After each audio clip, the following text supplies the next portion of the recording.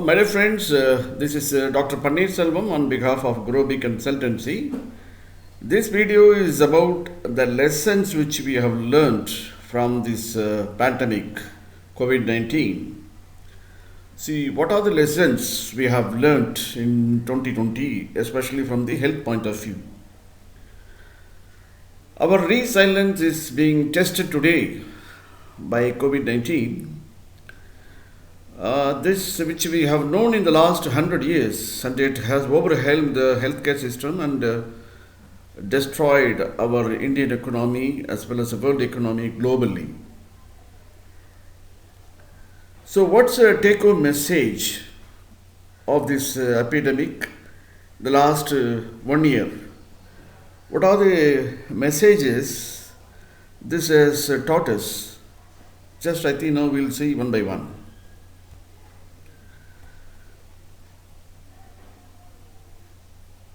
See, now here, first of all, the crisis is on the migrant laborers. So, how much pain has been created to the people during this pandemic? So, one of the major blots during the lockdown period was the unexpected, unanticipated, and unplanned migrant labor crisis. It was a gut wrenching to see millions of them being displaced. They were walking, they were cycling, and hundreds of miles. Unfortunately, some of them are dying by being run over by trains and trucks. This was the worst international migration disaster in the recent times. Really, I think it was so much painful. We should have addressed the migrant labor crisis better by anticipating it and providing food, shelter, healthcare, and subsistence allowances for them for preventing the internal migration disaster. So that was one of the painful lessons which we have learned. And the second and next one is the healthcare services availability. The non-availability of medical care for non-COVID patients has been a serious issue, and it's our responsibility to make sure that non-COVID patients also receive appropriate care because non-COVID lives matter too. A major lesson we learned during COVID times was that it paralyzed the healthcare unrelated to COVID-19. So now I think future hospitals should consider facilities which have interchangeable isolations and non-isolation beds so that non-epidemic care is not ignored nor neglected. So that is healthcare services, how it has been during the COVID. The another one is, it is called the devices taken care of the infection. We could call them as a responsibility of the citizens. So this is now that we are slowly coming out of the devastation caused by COVID. We ought to be very careful to make sure we do not succumb to the second or third waves of the disease, like what we are seeing in different some countries, also in some cities. So this is because of the irresponsible behavior and complacency of the citizens once the COVID numbers started going down. So do not let your guard down till such a time safe, effective vaccinations are available for the masses. So how will you have to precaution and how will you have to prevent using masks, keeping social distancing, and washing hands, and cough etiquette, or how to be stayed so that your safety devices will take care of your health.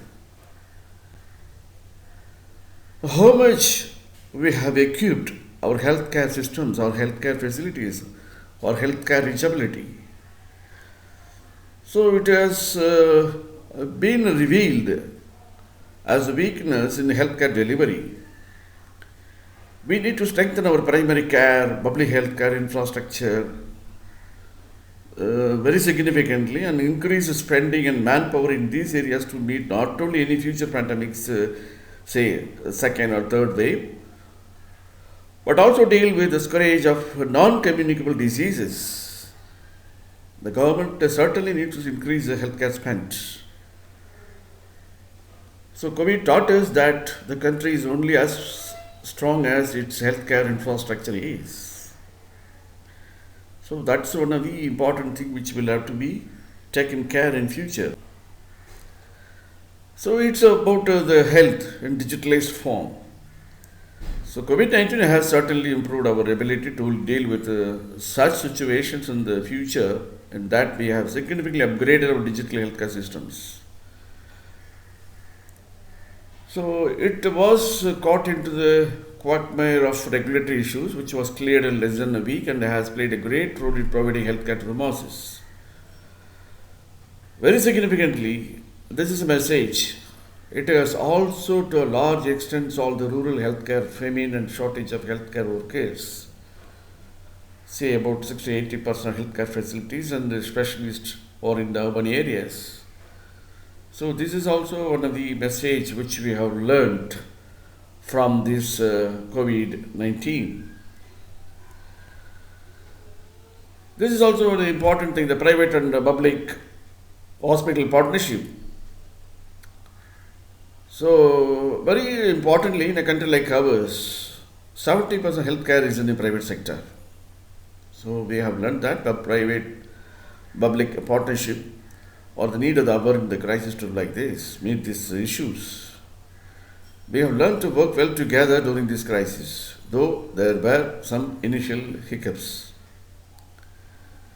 So in fact, whether in state-wise or union territory-wise, this issue was addressed based on availability of beds for patients who need admission for COVID. Though the ICU care was remained a challenge, the home isolation and use of COVID care centers for testing symptomatic or mild patients has also significantly freed up the beds for the more sick patients. That's one of the people have taken care at the home, which was facilitating to provide beds to the needy people. And this, we are really proud of having this joint partnership between private and public sector hospitals. So I think how we have reached unreached population by extending the universal healthcare systems. The government has taken steps to implement the Ayushman Bharat schemes like healthcare services, insurance, like healthcare facilities, and it has extended the programs. So this program, which is absolutely important and needs to be implemented with great vigor, is a concept of universal healthcare for each of our citizens. So what is need is to further extend to cover the missing middle, like the middle class, especially the self-employed and informal sector categories. This can only happen if the government, private, health care and insurance sectors work together. So I think we can reach even unreachable population also to be covered under these universal healthcare systems. Now I think the vaccines. The test is on, and many people have been on laboratory to bring out the effective medicines, and rapid advances in innovation and biotech fields and better protocols of management. So we were able to bring out vaccines using modern technology and fast tracking them, and effective vaccines available in a record time of about 10 months as compared to the usual say about 8 to 10 years.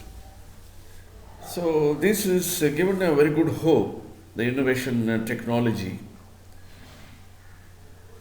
If you learn from our experience of dealing with this pandemic and correct the existing deficiencies, we'll be in a far better position the next time. So now I think the test has already been conducted, and people have come forward, and many people have been involved in this laboratory to bring out effective vaccines, and it was also tested in few places. So that will somewhat the battle by COVID will emerge victorious at the end.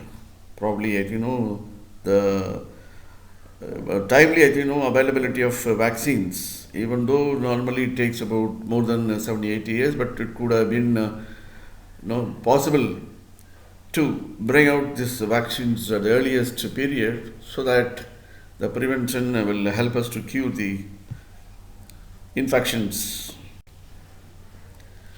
So, what's our future protection? I think based on this kind of injections and again preventive measures, which would help us to be in a position to eradicate as much as possible. So this we keep calm and carry on with this same work, and we have mastered the art of carrying the responsibility of curing the infections to the maximum extent. So this will definitely help the future to prevent the further infections. So these are the lessons which we have learnt in the last several months.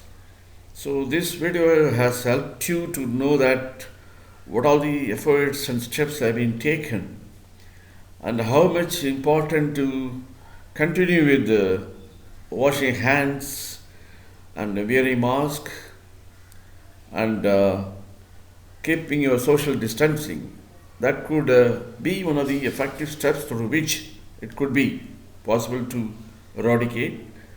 And further, the vaccines will help us to prevent the infections in the future.